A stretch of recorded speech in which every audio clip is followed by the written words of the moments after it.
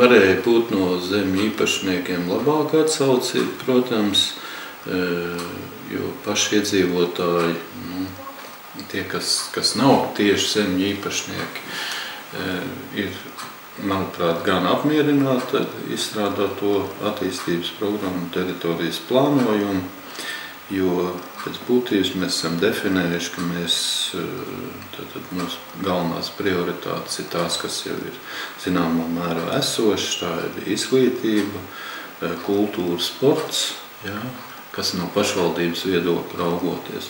Un uzņēmējdarbības attīstībai, kā mēs diezgan izteikts lauksaimniecības rajons, tā ir nogabals, kā saka, tad lauksaimnieciskās ražošana pārstrāde, mežizstrāde, koku materiālu pārstrāde un arī rūpnieciskā ražošana, derīgo atradņu attīstīšana.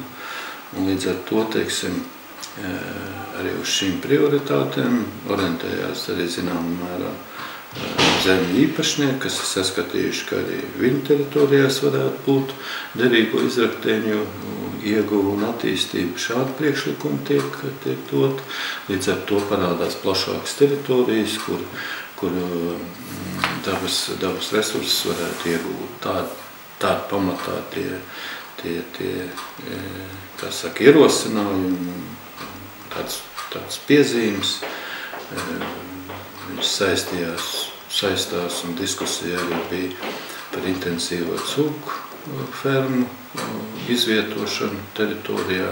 Tur mēs palielinājām attālumu no dzīvojamā fonda, tātad vai no daudzdzīvokļu vai individuālas dzīvojamās mājas, no 500 metriem uz 1500 metriem, ka tuvāk nevar būt. Diskusija bija par to, vai vispār, teiksim, ir mums dažas vietas, kur tādas ir, ka tikai tanī noteikti, kad iespējams ir attīstīt šo intensīvo cūku ražošanu, bet tomēr deputāti izlēma, ka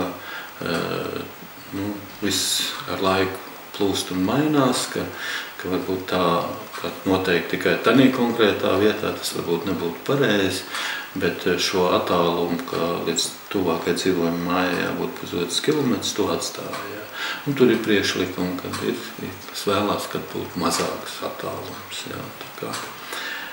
Tas varētu būt arī vēl diskusija nākošajā sēdē, jo to iespējamie, kā saka, intensīvās cūku audzēšanas būvniecības ieceres, kā saka, ierosinātāji arī paši ierosina, ka samazināt šo attālumu.